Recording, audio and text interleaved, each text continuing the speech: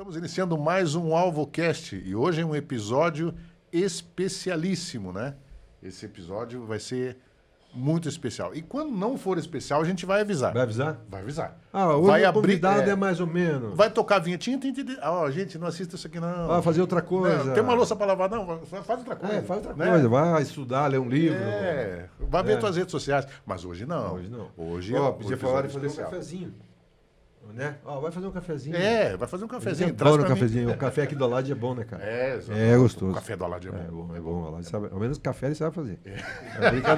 Brincadeirinha, calma, Alad. Sem parar a gravação, sem puxar a tomada do computador. Calma. Não desliga, gente. Não desligue nada. Vamos seguindo. Vai lá. Então, Rochinha, hoje... Posso chamar você de Rochinha? Pode. Ah, tá. Se você não puder, quem pode? De meu amigo preto. Pode também. Meu irmão preto. Irmão preto. A tua mulher me fala assim, Irmão daí gêmeo. branco.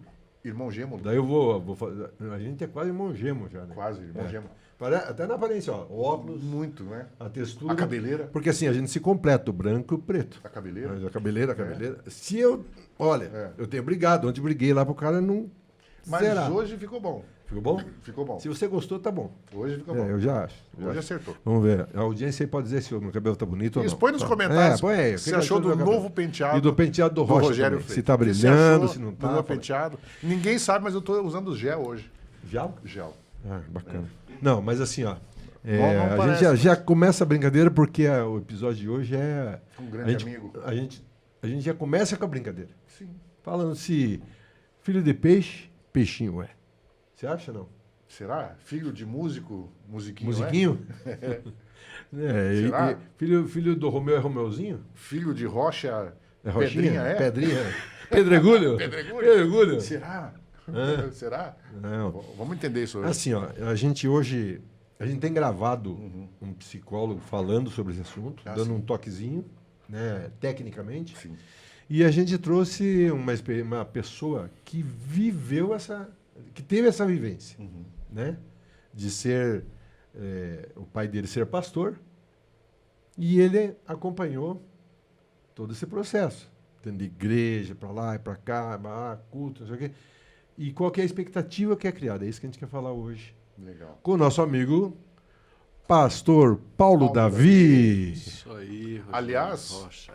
pastor Paulo Davi, seja muito bem-vindo. A gente estava querendo muito que você viesse aqui. E eu queria pedir perdão, meu nome, o nome do Rogério, se escapar um Paulinho aqui, porque Mas é Paulinho. são mesmo. 40 anos, né? 40 anos aí. Paulinho. Paulinho. Agora a gente tem que... O eclesiástico... Há quantos reverendo anos eu Paulo. filmei seu casamento? Verdade. E eu tava lá. completei 30 anos. Eu tava lá. Aí, ó. 23 de O abril. Rocha tocou, Sim. Você eu filmou. filmei, fotografamos. Misa Júnior tocou. Misa Júnior, Misa Pai. Misa Pai. Aliás, teve até o revezamento do Misa Pai. Você lembra do revezamento? Verdade. No fim... Posso falar? Verdade. Pode. Vai, conta. Pode contar. Meu amigo contar, Misael vai. Passo, padrinho do meu filho, posso falar. Tava tocando lá, acabando o casamento. Acho que estavam saindo os padrinhos.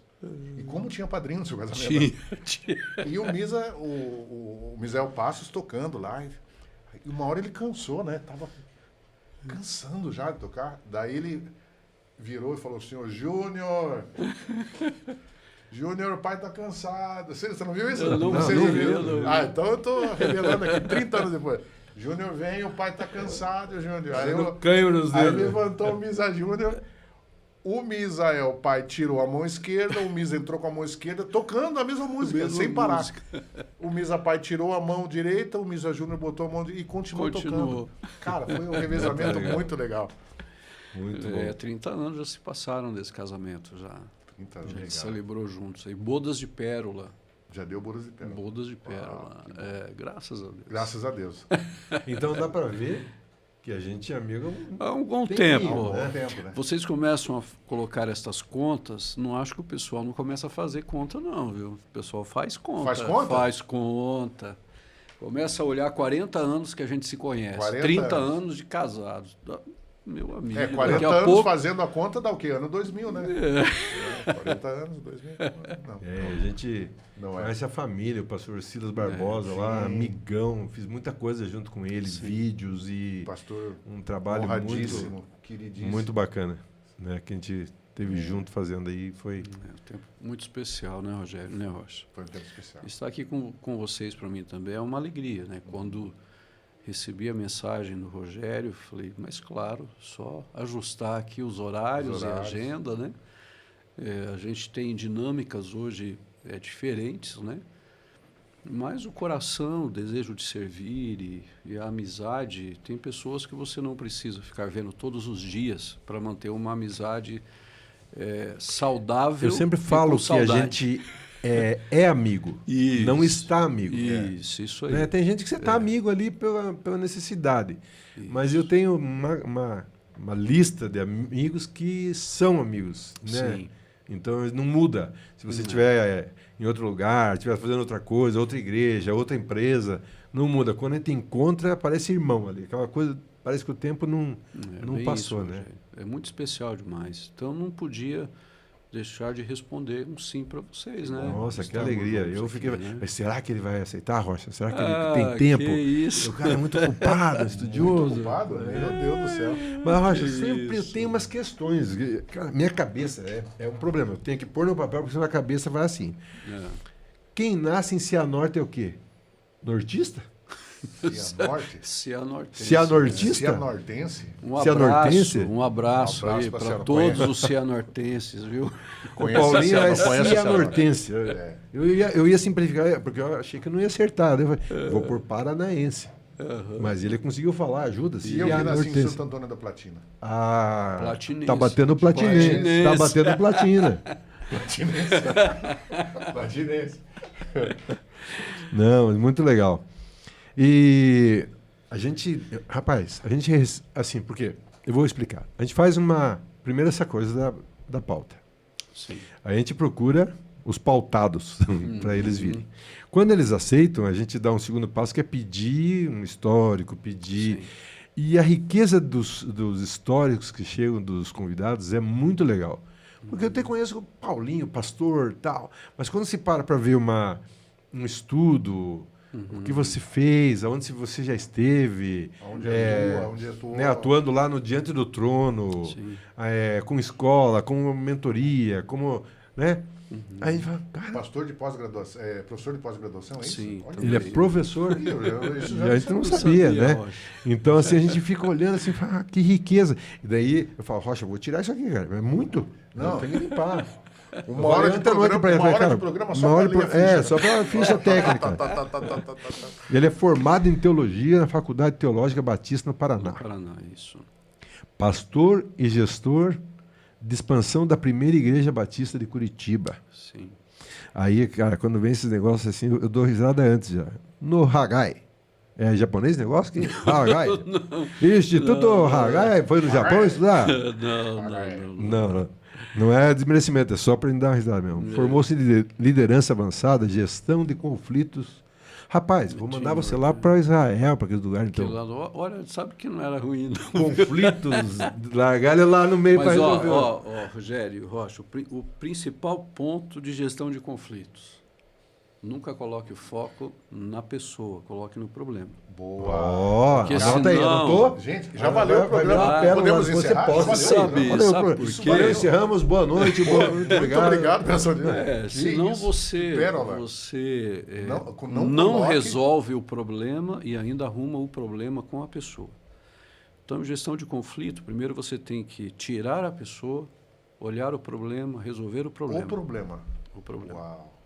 Normalmente é o inverso, né? Normalmente a gente, quem está errado aí? Mas é fulano. Mas é porque a pessoa é assim, porque a pessoa é daquele jeito, porque falhou, porque não sei o que e tal. Mas qual foi o problema? Então, primeiro resolva o problema. Depois você trata com a pessoa, né? Entendi. Por isso que se cria muita barreira, né, com gente. E ele é escritor, Rocha. Eu sabia também? Também não sabia. Nunca deu livro. Eu sabia que ele escrevia. Cadê o livro? Eu sabia que ele escrevia a cifra. Escrevia partitura. Cifra, criação. Quantas partituras ele escreveu que eu gravei, né? Poesia, letras. Poesia. Letras, mas livro não sabia. Pois é. Os contrastes da vida. Eu escrevi esse livro logo depois que meu pai faleceu. Então, foi uma comparação de textos bíblicos entre a limitação humana, a fragilidade humana e o poder de Deus que se revela através da fragilidade humana. Então, esse livro eu conto um pouco da minha vida, mas conto também do relacionamento com o meu pai, como foi vencer e lutar com ele o câncer, né? Ele teve câncer de pâncreas, e como eu pude ali, nesses últimos momentos dele, presenciar e testemunhar como filho assim o poder e a grandeza de Deus se revelando através da vida dele. E, ao mesmo tempo, as limitações humanas, as fragilidades, né? Momentos bem desafiadores. Mas eu peguei e transformei isso num livro, né? Então, por isso que esse livro se chama Os Contrastes da Vida, as limitações humanas e o poder de Deus. Maravilha. E, assim, ele...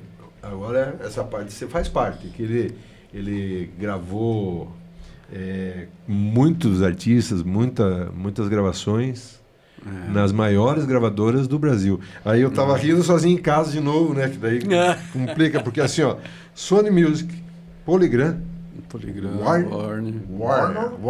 Se for nos Estados Unidos Warner. Se for no Brasil, Warner Music. Warner Music. E daí eu meti esse final aqui. O quê? Graça Music. Graça Music. Daí veio na minha mente uma lembrança. Eu vou seguindo a Jesus Cristo. Eu vou seguir pelo caminho, não desisto. Aí eu fiquei, cara, Paulinho, que mas teve muitas outras. O arranjo do pastor R.R. Soares. Teve muitas outras. Né? Lá eu fiz da Jeane Mascarenhas. Legal. Jeane Mascarenhas lá. Mas teve muitas. Não, tem mais aqui. Aqui eu deixei anotado aqui ainda. Quer ver? Daqui a pouco eu acho aqui, ó. Mas assim, ó. Também ele recebeu prêmios da Alep e da Câmara Municipal. Isso. Por seus trabalhos prestados à comunidade e tal. Então, assim, é uma pessoa que é honrada, que a sociedade reconhece o seu trabalho no pastoreio, né, Paulinho? Não só a igreja, a sociedade, né? Eu creio que esse resultado, né, você nunca faz nada sozinho, né? Sempre... Ninguém faz grandes coisas sozinhos. Acho que você sempre tem que ter pessoas ao seu lado, né? Então, os projetos sociais aqui na cidade, eu creio que foi uma das ações que mais impacto produziu de utilizar a arte, utilizar a música como uma ferramenta de transformação social, né? Mas também levando a mensagem que a gente crê, né? E esses projetos, eles chegaram, sim, numa relevância aqui na cidade, mas eu só fui a pessoa que lançou a semente. Quem faz acontecer são tantos outros, né? Então, é muito bom. Eu aprendi, acho que com o tempo, sabe, Rogério Rocha, assim, a lidar com o sucesso, né? É bom quando você prepara a terra, você semeia e Deus ainda te permite ver alguns frutos, né? É resultado de um trabalho, de uma dedicação, igual vocês com esse projeto aqui, né, do AlvoCast. Vocês estão semeando, vocês estão desenvolvendo algo que está no coração de vocês. E é bom quando a gente começa a ver o resultado disso. Então, eu agradeço a Deus por tudo isso aí, nem precisava de tudo isso. Não, mas legal, porque né? É importante assim, compartilhar. As pessoas às vezes não sabem, porque você vai lá numa Câmara Municipal, numa Alep, e recebe, trabalha em vários lugares, faz várias coisas, e você as pessoas não sabem. Então, assim, nosso objetivo também tem sido esse, de trazer essa bagagem que as pessoas têm. Né? Uma das coisas que eu guardei no meu coração é aquele texto da Palavra de Deus que diz assim: tudo que se deve guardar, guarde o seu coração, porque dele depende a sua vida. É fácil a gente se perder no processo, a gente se perder no caminho, se perder com os resultados até mesmo que nós buscávamos para a gente. É muito fácil, né? Todos nós, qualquer um. E o meu grande desafio sempre é poder preservar os valores que eu coloquei como inegociáveis na minha vida. Então, se hoje estou aqui com vocês, né, amigos de 40 anos, para mim é o mesmo sentimento como se eu estivesse com vocês há 40 anos atrás, né? O Rocha indo para Maringá, gravar comigo lá, E a gente tentando fazer alguma coisa, né, Rocha? Aliás... Tentando, né, uma fase, né? Fase... Gente, essa aqui ninguém sabe. Não, eu imagino que não, dessa época...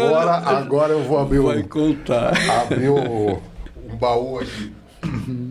Era... Eu não vou falar o ano, eu tinha acabado de casar. Isso, verdade. O meu filho está aqui, vai saber dessa história em primeira mão também. Nunca contei para ele, acho que já contei, não sei. Eu tinha acabado de casar, casei sábado. Recém-casado. Aí, segunda-feira, recebo um telefonema. Segunda-feira. Sim.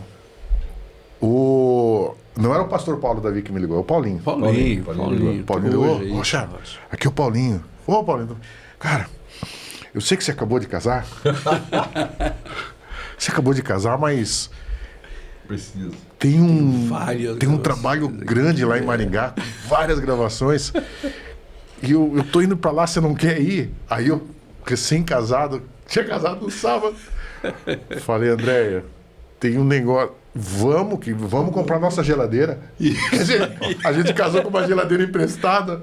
Aí, pronto? Vamos comprar nossa geladeira. Claro que vamos. O André topou na hora. Vamos, abriu, se entrega com o pé e tudo. Vamos embora. Aqui. Fomos para Maringá, começamos a andar. E a gente ficou hospedado no estúdio. No estúdio. Né? Tinha um sofá-cama lá. Aí, lua de mel. Lua de mel. Aí a sua irmã Célia se compadeceu da gente. Ela estava casada há um mês. Um mês. E ela falou, não, venham aqui para nossa casa, não fiquem aí no estúdio. Fomos eu e a Andréia para casa dela e ela cedeu o quarto dela. Sim. O Paulo Davi levou a gente para uma lua de mel em Maringá. Você ia ficar aqui mesmo?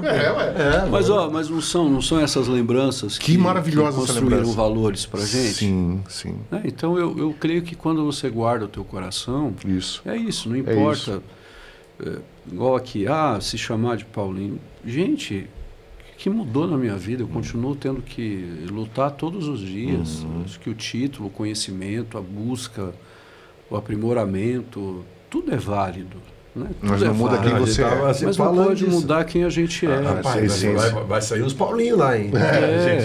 Por favor. Desculpa aí. Mas do casamento é a Débora. A Débora. Mas só que não ficou nisso, não só casou. Não. Aí depois ele já fez filho. Aí tem 4. A Ellen, o Vitor, o Paulo Gabriel e a Laura Beatriz. E já tem as noras. Já vem as noras. A Marina e a Fabiana e o Jean Alexandre. Mas Neto não tem, né? Não. Neto não. Neto não é possível. Ele tá chegando nessa fase já.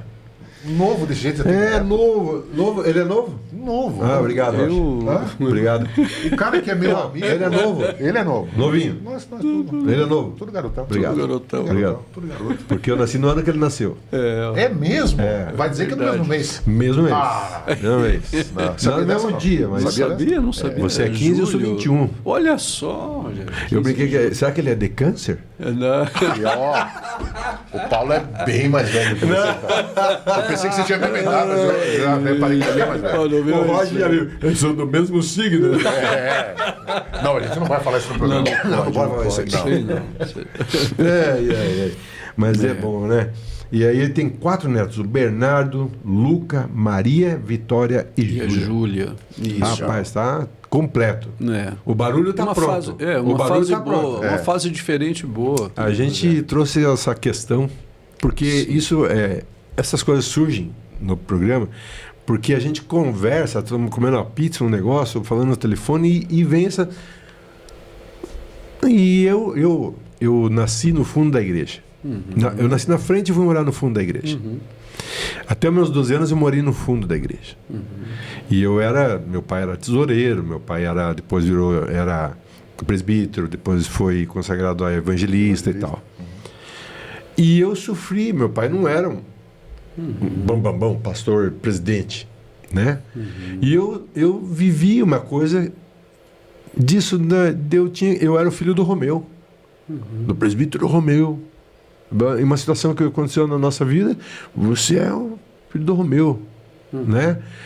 E eu imagino que você, como filho de pastor, teu pai sempre foi pastor. Sim. Lá desde que você nasceu? Não, desde que eu nasci não. Ele quando veio, nós chegamos em Curitiba, aí que ele foi ordenado a pastor. até... E você tinha quantos anos? Eu já estava com 18 anos.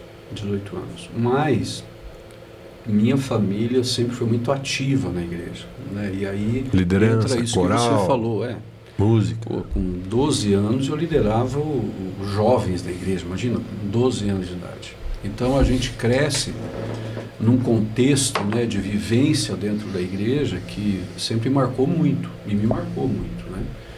Mas a minha infância toda ela foi dentro da igreja, ajudando a construir a igreja, ajudando nos ensaios, ajudando nos cultos e a minha família era muito ativa. Meu pai durante muito tempo foi vice-presidente, né, da igreja lá de Maringá, da Assembleia de Deus de Maringá.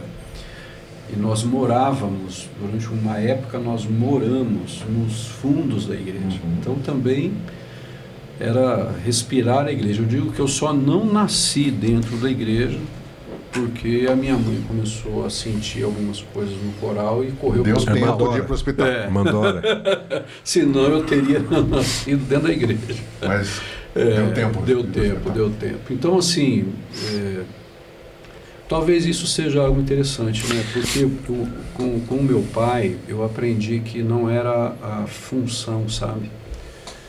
Eu percebia nele o coração pastoral já. E não percebi mudança na vida do meu pai, o fato de ele ter sido ordenado. Era bem interessante, Rogério. Um fato curioso que eu trago para mim até hoje, né? Meu pai, às vezes, ele tinha o hábito de sentar comigo no mesmo banco de praça lá em Maringá, na frente da caixa d'água, que fica bem no alto lá. Fim da Picada era o nome do lugar. E sempre tinha uma história, tinha algo para contar. Eu estava com 11 anos de idade, quando nós sentamos lá, ele falou assim, olha, nunca seja como uma pessoa que não possa receber a segunda camisa. Imagina, com 11 anos de idade, né? Ouvindo uma filosofia.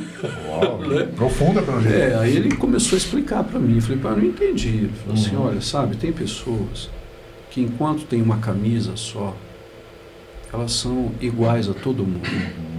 Quando elas ganham a segunda camisa, elas já têm mais que todo mundo.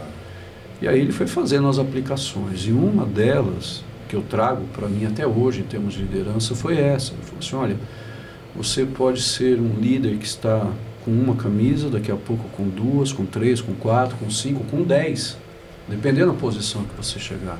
Mas nunca esqueça como você era quando só tinha uma. Então, eu via isso na vida do meu pai. Via de uma maneira muito natural. Não era nada forçado, natural. Não, e eu como testemunha posso falar isso. Pastor Silas, para mim, era amigo.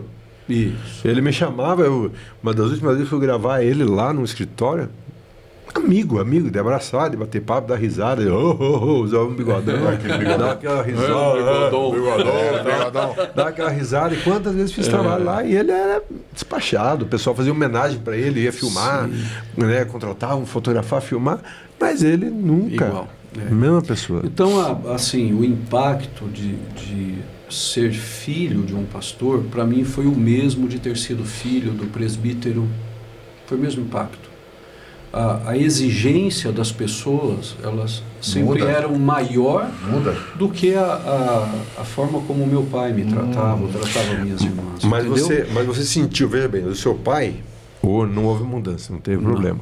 Mas você, como filho dele, circulando pela igreja, fazendo as coisas, você foi mais cobrado? Muito mais cobrado. Era pastorzinho? O pastorzinho. Era muito mais cobrado em tudo. Se namorava, era porque namorava. Se queria... Bom, eu fui disciplinado 2 vezes, porque me pegaram jogando bola.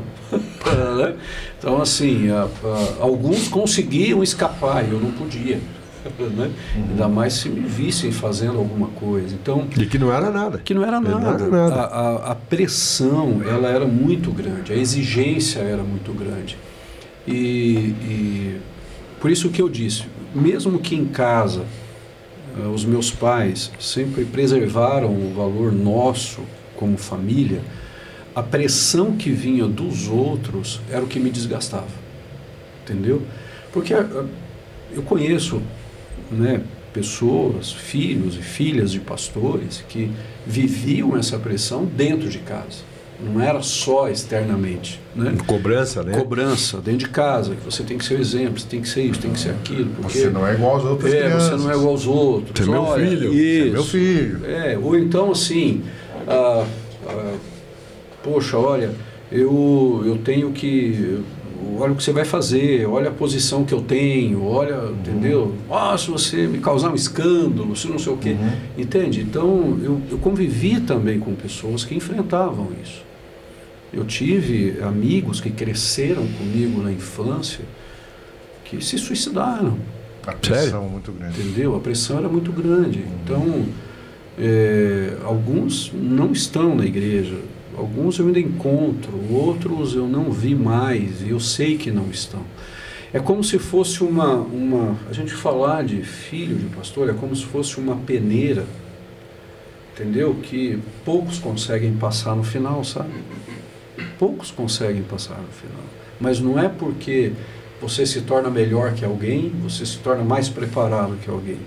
É porque as próprias pessoas te exigem tanto e colocam uma carga tão grande, a instituição, a estrutura da instituição, colocam uma carga e um peso tão grande que poucos conseguem se manter. Você só faltava ser o santo, né? Porque tudo era exigido de você, quase que na perfeição. Eu passei por isso, né? Teve a questão do meu pai ser mais equilibrado nesse sentido, mas eu passei por isso. Né, sem dúvida alguma. Deixa eu te perguntar uma coisa. Hoje, sendo pastor, né? Sim. E você já aqui a gente falou dos seus filhos, tudo. Como você vê esse cenário como pastor? Agora você é o pastor. Tá. Né? Você está numa posição. Agora você é o pastor e tem o pastor e tem os filhos, netos, tal. Sim. Isso ainda continua. E assim, haveria. É por isso que a gente primou em trazer essa questão. Que conselho, como um pastor, entendeu? Você daria às pessoas, né? Não ao filho do pastor e nem ao pastor, mas às pessoas. Duas coisas que eu te perguntei. Ainda existe? E o que você falaria para as pessoas sobre isso? Aliás, desculpa interromper. Sim, claro. O que o Paulo vai falar agora é tão importante que, se você puder compartilhar isso com pessoas que estão vivendo, que estão em depressão, pessoas que estão... Nas situações que ele falou. Nas situações, pensando em suicídio, pessoas que não querem saber de igreja porque foram tão cobrados, injustamente tão cobrados. Se você conhece essa pessoa, eu estou te pedindo, não por questão de audiência, não é isso. Eu estou te pedindo em nome de Jesus que você compartilhe o que o pastor Paulo vai responder. Isso pode salvar vidas. É muito importante. Sim, sim. Olha, ainda existe, tá? Os meus filhos passaram por isso. Os que estão casados hoje têm a vida deles. Mas a minha filha Laura, que é a nossa temporã, né, ela está com 16 anos, vai completar 17 daqui a poucos meses, ela passa por isso. Né? Quando chega e essa daqui, ela não é a Laura, é a filha do pastor Paulo. É a filha do pastor Paulo Davi, tá? O meu grande... E até o tratar bem, às vezes é ruim. Isso, né? Olha, Rogério, você falou algo que é muito importante. Eu não queria fugir da sua pergunta, mas vou fazer um parênteses aqui. As pessoas, dependendo da posição que o pai, que é pastor, ou até a mãe, né, que tem uma influência, os pais, os pais que exercem um destaque, uma liderança, as pessoas, elas usam os filhos para se aproximar daquilo que elas querem. Então, existe até hoje. Eu posso dizer para você que num contexto que eu estou hoje, de comunidade ali, como igreja, tá? Nós temos uma característica muito de proteção nesse sentido, e de clareza. Não temos receio de nos posicionarmos sobre isso, protegendo os nossos filhos. Mas as pessoas, elas veem os nossos filhos como aqueles que têm que ser os principais referenciais. Então isso acontece ainda até hoje. Né?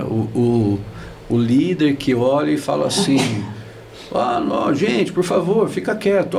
Você então, né, tem que ficar quieta. Você é a filha do pastor. Entendeu? Isso acontece até os dias de hoje. O retiro fala isso também, né? Até os dias de hoje. Você fazendo isso, você é filho do pastor. Então, uma parte da sua pergunta, que isso acontece, sim, continua acontecendo, tá? A segunda pergunta que você fez é que conselho eu daria? O que eu falaria para as pessoas? Talvez algo que é muito óbvio, um filho, uma filha de pais que exercem uma liderança, ou em especial pastores, tá? São tão humanos e tão limitados e tão fragilizados como qualquer outro. Os posicionamentos que eles enfrentam e que eles precisam tomar de decisões é igual a todo mundo. Mas aí tem um livro, eu li um livro uma vez muito interessante, faz muitos anos, mas fica aqui a dica. Se você encontrar esse livro ainda, talvez em sebo encontre, ou tem um site que se chama Estante Virtual, que talvez possa encontrar. É a chave para o coração do seu filho. Por que eu indico as pessoas lerem no geral, tá? Porque você vai entender, nessa perspectiva do tema que nós estamos falando, o que acontece no coração de um filho de um pastor quando os outros fecham o coração. Muitas vezes não foi nem os pais, foi por causa da pressão dos outros, o coração é fechado. Você falou algo muito importante, Rocha, que é quando as pessoas, elas colocam um fardo, uma carga muito grande, e o filho ou a filha já sabe que os pais vivem essa pressão muito grande e não querem ser mais um a levar para dentro de casa. Isso eu não quero para mim. Entendeu? Eu não quero. Eu não quero... Poxa, eu já vejo lá o meu pai às vezes chorando por causa da minha mãe, está chorando por causa daquilo, porque a fulano tratou assim, ciclano, beltrano tratou dessa maneira. Não, eu não vou chegar lá e vou falar, olha pai, hoje fulano me pegou lá, me falou isso, me falou aquilo. Não, nem vou falar, porque eu já sei tantas coisas que ele escuta. O que acontece? Essa pressão toda, ela vai ficando acumulada. E onde que estoura isso? Vai estourar na própria pessoa. Entendeu? Na saúde, na história de vida. Pergunta naturalmente para filhos de pastores, filhas de pastores, se eles gostariam de exercer o ministério como o pai ou a mãe exerceram. A maioria diz não. A maioria repudia a ideia. Entende? A maioria diz não. Mas é só porque o pai falhou na educação, ou porque a mãe falhou na educação, não foi justamente por causa dessa posição que os pais exerceram ou exercem, mas a própria comunidade coloca como uma responsabilidade que não é a responsabilidade da criança. Entende? Não é a responsabilidade do adolescente, não é a responsabilidade do jovem. Eu quando falei para vocês da peneira, que eu vejo assim, a questão da peneira, é que eu sou desse contexto de história também. Meu desejo era ser músico, né, Rocha? Sim, e foi. E fui lutar para ser músico, né? Fui lutar para isso. Sim. Meu sonho, com 8 anos... Um púlpito, né? Não, com 8 anos de idade, eu pegava as capas de LP, acho que ninguém sabe. Eu sempre lembro dessa história. Vou trazer uns LP. Eu riscava o nome dos músicos na capa e falava para o meu pai assim, um dia você vai ver meu nome em capa de disco. Me entende? Esse era o seu desejo. Essa era a sua vontade, né? Assim foi a minha vida até os meus 33 anos. Entendeu? Foi sonhando com isso, lutando por isso, querendo isso. Mas se falasse para mim assim, mas o seu pai é um pastor, você vai ver, você também vai ser pastor. Não adianta, você... A minha resposta sempre era assim, isso foi o meu pai, eu quero outra história. Eu sou outra pessoa. Entendeu? Eu quero outra história. Eu quero outra história. Mas por que eu queria outra história? Era só porque eu era tão apaixonado, sonhando com arranjos, com música? Não. É porque eu não queria passar pelo que meu pai passou. Você viu e ouviu muita coisa. Entendeu? Eu não queria passar pelo que ele passou. Eu não queria se me desse a opção de escolher, eu falava, não, isso eu não quero. Então, a minha decisão para o ministério, ela aconteceu num momento também bem interessante, porque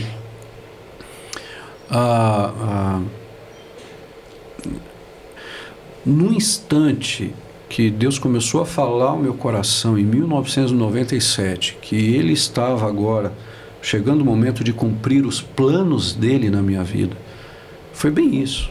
Assim, eu realizei os teus planos. Eu realizei os teus sonhos. Realmente não era de ver meu nome em capa de disco. E quantos nomes, né? Quantos milhares de gravações, de músicas, então, de arranjos, de tudo. Quantos? E aí Deus começa a falar assim, agora eu quero começar a realizar os meus planos. Do meu jeito. E começa a direcionar para isso. Foram 3 anos, eu acho. 3 anos, Rogério.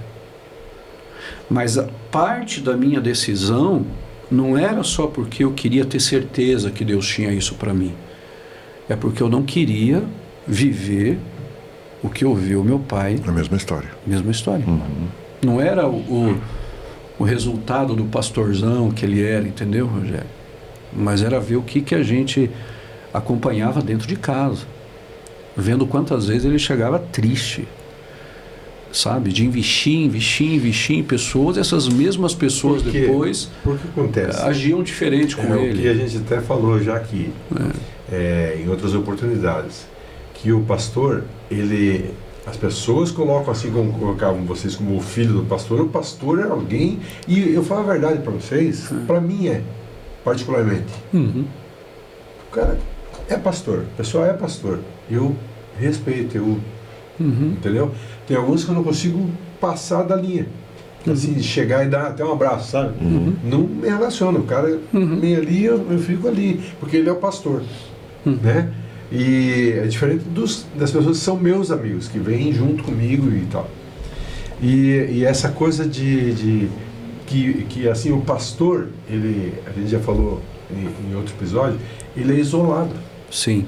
Né? Então, quando ele chega aquelas coisas que ele não pode contar para os filhos, não pode pôr na mesa, tem coisas que ele não pode compartilhar com a esposa.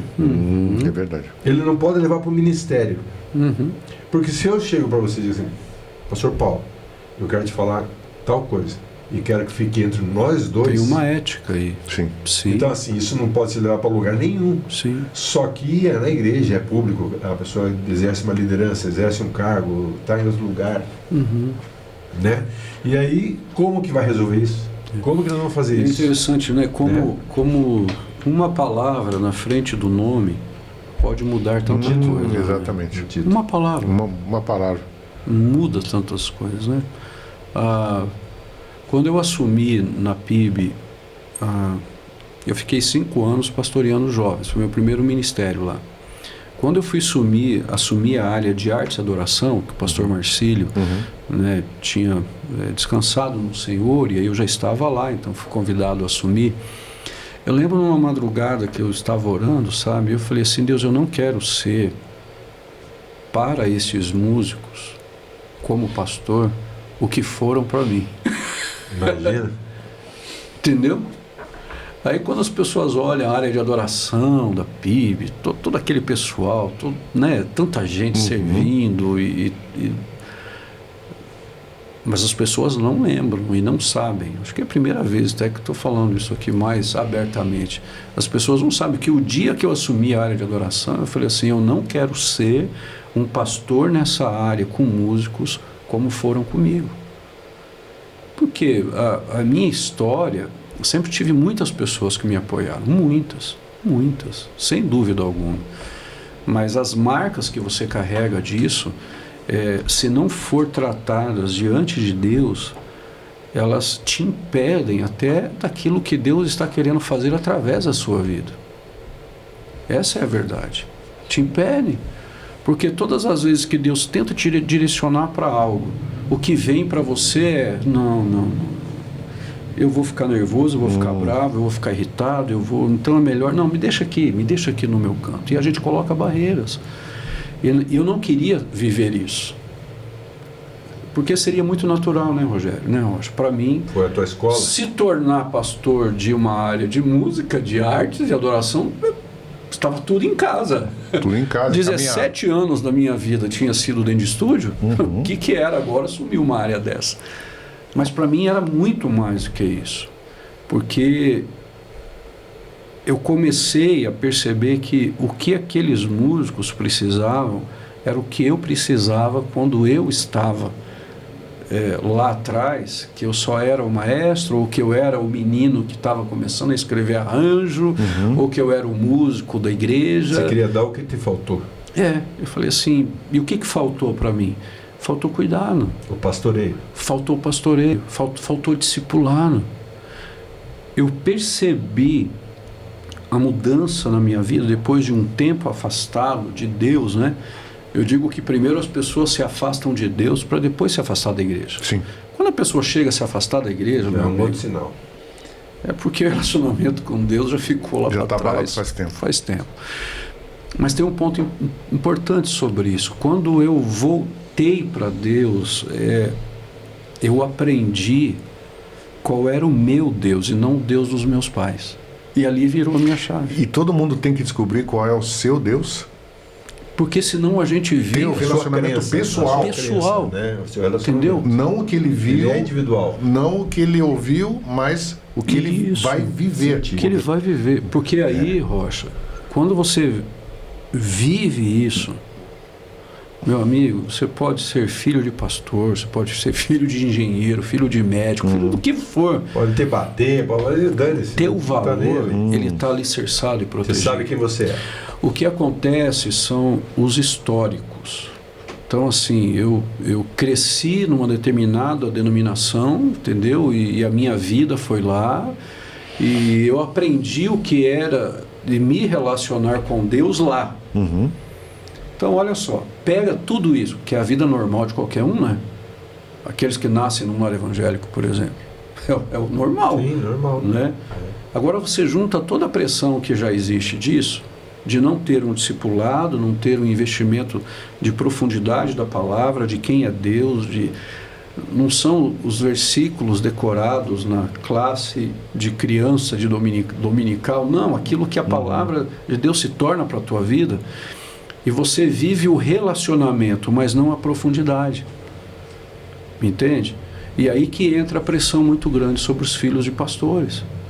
Porque a ideia é que o filho de pastor, ele sempre teve que ser, ou a filha de pastor, sempre teve que ser o primeiro a ganhar na gincana bíblica. O exemplo. Como que você vai perder uma gincana bíblica? Você não é filho do pastor? Você não é filho do pastor, rapaz? Como é? Você não leu? Como que você está demorando para nunca abrir a perdeu, espada? Né? Você não tinha que ser, tinha que ser excluído, não. Como é que você falou que você foi? Fui disciplinado. Disciplinado. Aquela gincana assim, abra no livro de Abacuque, todo mundo olha o filho do pastor, vê se ele sabe o que é Abacuque. Mas você me entende? Mas eu tenho uma pior que essa aí. É mesmo? Você está contando aqui, eu estou só pensando aqui, rapaz, nunca te expulsaram o demônio de você no clube. Uma vez eu estava no caldo, né? Contava nos caldos, assim, eu era técnico de som da UMADS, da mocidade da Assembleia. E no tempo Takayama e tal. E aí eu fui fazer um som num congresso na Vila Tingui. E aí, aquela mesa Giannini, né? Se não encostasse nela, ela funcionava perfeitamente. Não podia olhar para ela, que ela Gostava. E aí um guitarrista guardou sua guitarra, o pastor ia começar a pregar, ele guardou sua guitarra e tal, pegou sua cadeira e sentou em cima dos cabos confortavelmente para assistir o pastor pregar, né? A zoeira e troço na chave, e daí ficou quieto e mudo e não voltava o som. Não deu outra, né?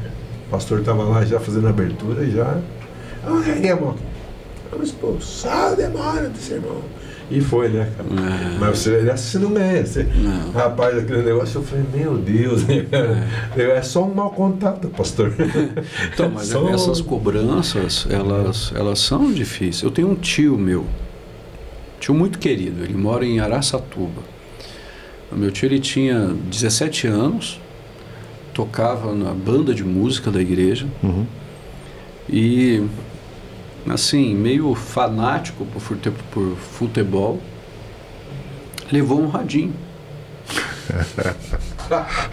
Levou, sabe aqueles radinhos antigos, pequenininhos? Eu vi jogo. Levou o radinho. Ele tocava era baixo tuba? Não, como é que chamava? Aquele grandão assim? Tuba, não lembro o nome dele, mas aquele que era grandão. Tuba, Sousafone. Sousafone. E aí, num intervalo lá dos hinos para tal, ele com o radinho aqui assim, sabe? Pois o pastor viu, na hora, falou para ele assim, eu sei o que você está fazendo, o que você está fazendo é pecado, tire esse radinho do seu ouvido, deixa esse instrumento porque é sagrado e sai daqui agora. Olha, ele é um pouco mais velho que a minha mãe está com 78 anos. É interessante que hoje ele se permite acompanhar a live que eu faço 7h30. Mas nunca mais ele quis pisar ali no meio. Mas olha o peso que isso tem. Uma palavra errada na hora errada. Uma palavra errada na hora errada. Então a gente não vai só acertar, porque senão a gente também fica só... Eu digo, o evangelho de hoje corre o risco de ser esse evangelho que fala o que as pessoas querem ouvir e não aquilo que elas precisam para ter uma transformação ou profundidade de vida. Né?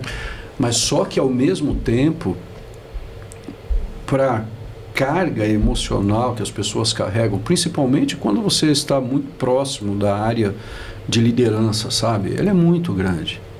Então a gente tem que ter esse cuidado. Eu digo que quando eu vejo os meus filhos, eu não vejo como se fosse uma herança de tradição familiar. O meu pai foi pastor, eu sou pastor, o meu filho vai ser pastor. Tem que ser. Né? Mas, pastor, falando sobre isso, a gente conversou com o Gabriel Rocha, que fala um pouquinho, ele é psicólogo. Sim. E ele a gente gravou com ele, que ele não pôde vir, né? A gente gravou com ele, para ele falar, não tecnicamente, mas nessa outra visão, não sendo só da igreja. Sim. Né? Essa carga também existe fora, então ele deu 3, 4 dicas ali, e a gente vai assistir o vídeo aí pra gente ver. Ótimo.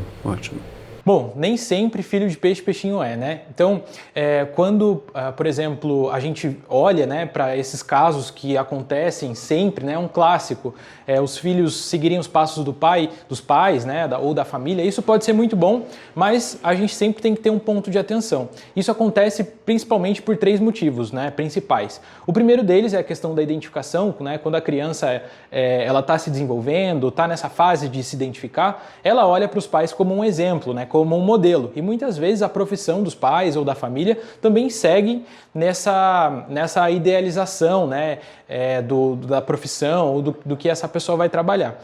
Uma segunda possibilidade é a questão do conforto, né? Então, por exemplo, quando o pai ou a mãe ou a família toda é de uma mesma profissão, é mais confortável, é mais previsível que essa pessoa siga essa profissão, por mais que ela não saiba que ela está optando, né, por causa disso, porque ali já tem a empresa, já tem um consultório, todo mundo já sabe, já tem contato, já tem uma rede de apoio.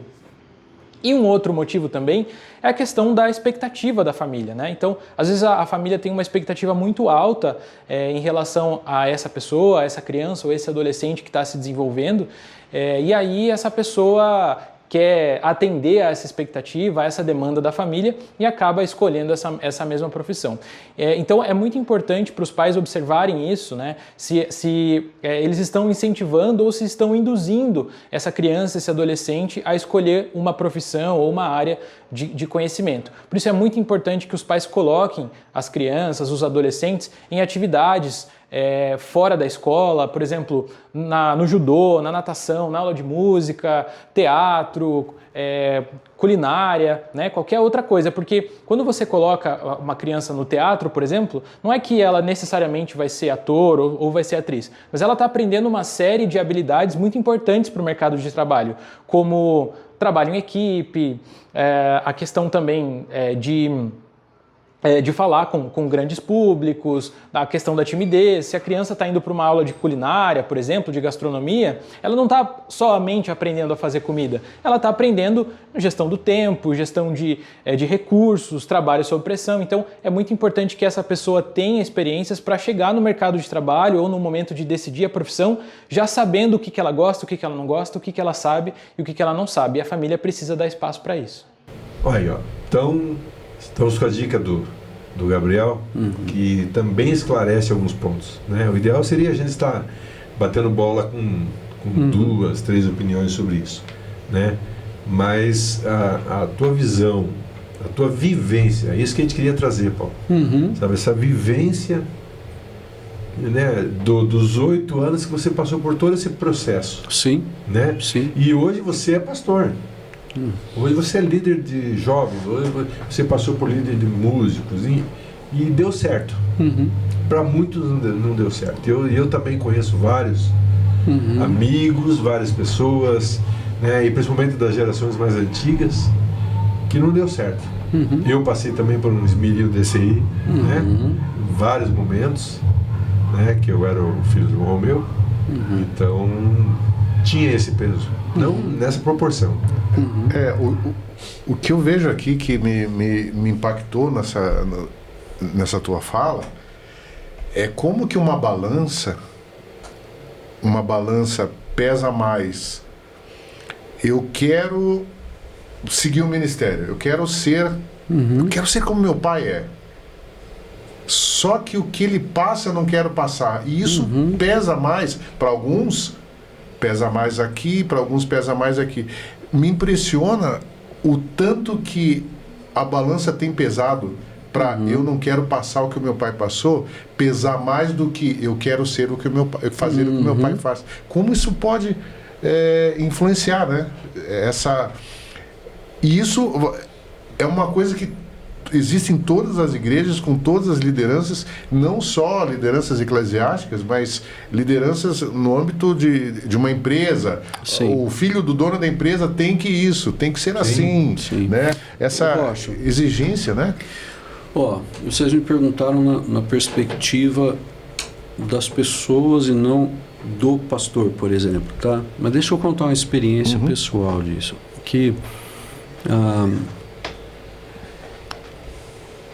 quando eu fui para o ministério, nos 3 primeiros anos que eu transicionei da minha área artística, né, profissional, para estar no ministério tempo integral, nossa, eu estava muito apaixonado, assim, eu me doava um monte. Eu tinha tanta convicção do que Deus tinha para fazer que eu me doava. Eu chegava na igreja 8 horas da manhã, atendia até meia-noite, 1 hora, assim, se dedicando. Mas sempre procurei preservar alguns princípios dentro de casa. Então, orar com os meus filhos eram bem pequenos, então orava com eles, tal, na hora de deitar. Muitas vezes ia de madrugada lá para orar com eles. Tal.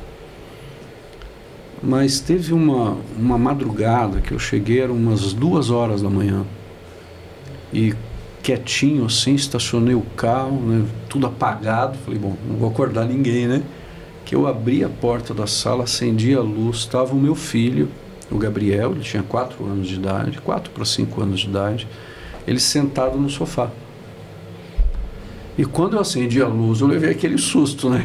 Tá aqui olhando, o que você está fazendo aqui, filho? Né? Ele falou assim, pai, senta aqui, quero falar com você. Eu falei, puxa vida, de namorada não era, né? Não podia ser, com 5 anos de idade. Ainda não. Mas a hora que eu sentei até no chão, para ficar na altura, né, dos olhos dele, para não ser aquele negócio autoritário, né? Sentei no chão, ele ficou sentado no sofá. Eu falei, o que é, filho? O que aconteceu? Você não está conseguindo dormir? Ele falou assim, pai, você percebeu que tem 3 semanas que você não vai orar de madrugada com a gente? Aí eu olhei para ele assim, ele falou assim, eu finjo que eu estou dormindo. Naquela hora, sabe, assim, o Espírito Santo falou muito claro para mim, o teu primeiro ministério é a tua família. Sim, a tua primeira igreja. Quando isso aconteceu naquela madrugada, foi uma mudança completa para mim. Então, assim, ao mesmo tempo que eu tinha tantos valores que eu aprendi com meu pai, que eu aplicava, as coisas boas a gente aplica, tantas coisas que ele viveu que eu falei, não quero passar por isso. E entre esse meio de encontrar o equilíbrio entre as duas, eu digo que o meu pai sempre foi muito presente, sempre foi um paizão.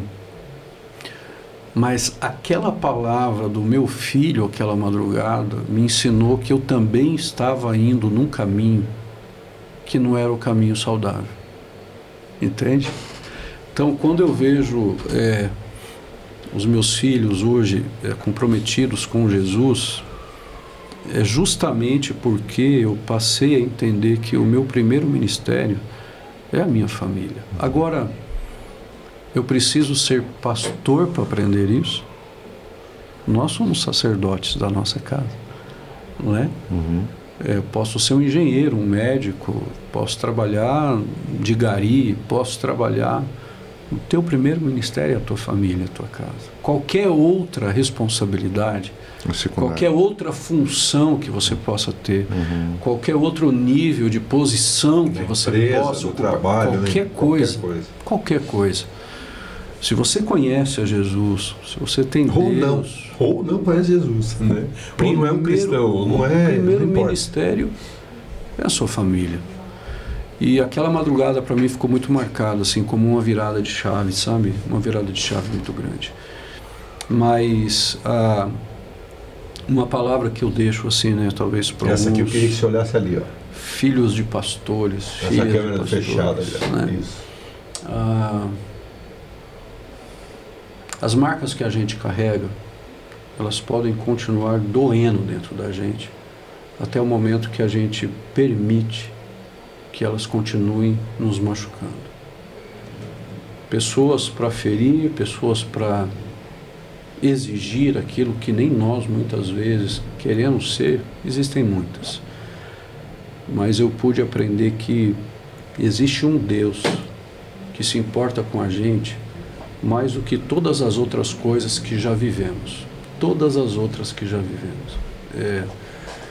Não importa se você já foi isso ou aquilo, filho ou filha de pastor, ou o que você sofreu, o que você enfrentou. Eu quero dizer a vocês que é possível ser você e ser feliz e ser completo no Senhor, independente das coisas que você já viveu ou já passou. A palavra de Deus nos diz que nós devemos cuidar é sermos encontrados fiéis no final. É isso. Todas as outras coisas passam. O título passa. Por isso que eu falei para vocês que, claro, é uma alegria tudo isso. Mas, gente, tudo isso passa. Todas as coisas passam. Então, Pastor Paulo Davi, que possa ser bênção. Às vezes a gente põe a mão aqui, ó. Né, Alginho? E a gente queria que você fizesse uma oração. Vamos lá. Para encerrar esse programa aqui. Vamos lá. Pai, eu estou aqui com amigos. E a Tua palavra nos ensina a honrar, a reconhecer. Eu agradeço ao Senhor pela amizade de tantos anos. Não precisamos estar juntos todos os dias para manter o mesmo respeito, as mesmas lembranças e a gente trazer à memória tantas coisas preciosas, como pouquíssimas que foram compartilhadas aqui hoje. Mas eu quero agradecer a Ti porque compartilhar desse tempo com eles é presente do Senhor. É presente do Senhor para mim.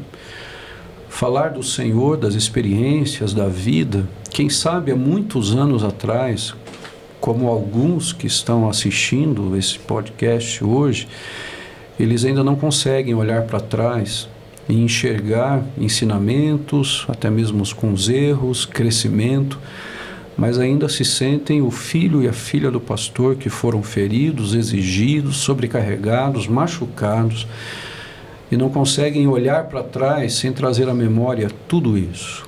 E eu estou aqui hoje compartilhando com eles e procurando inspirá-los que é possível, sim, ter estas lembranças do passado, mas viver aquilo que o Senhor quer hoje, que o Senhor quer fazer hoje.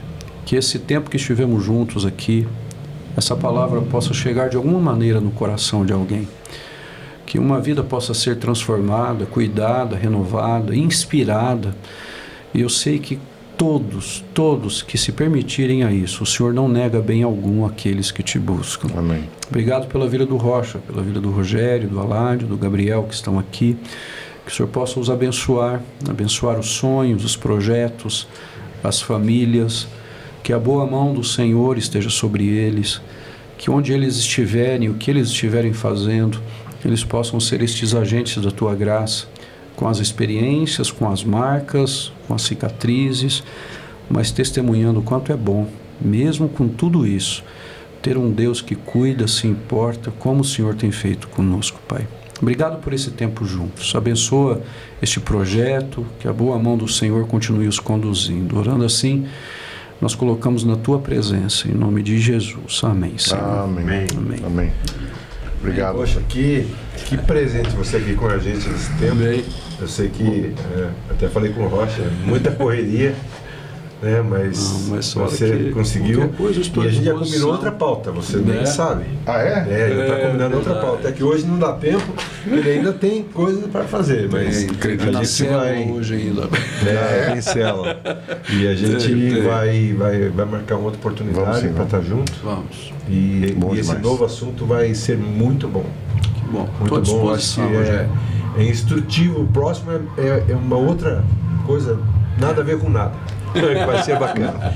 E você que ficou aqui até o fim, assistiu todo esse tempo da gente aqui junto, que você tenha sido abençoado, recebeu alguma coisa, aprendeu alguma coisa. E esse é o objetivo do Projeto Alvo. Compartilhar com as pessoas. Compartilhar experiências. E experiências, o que a gente tem. O que a gente tem, não é a graduação, é o que a gente tem vivido, né? Tem aprendido, tem encontrado pelo caminho. E que vocês estejam alegres do coração, assim como a gente está. Amém. Certo? É vida na vida. Muito legal. Legal. Obrigado, pastor Paulo Davi. Obrigado, pastor. Muito obrigado. Eu que agradeço. Deus abençoe.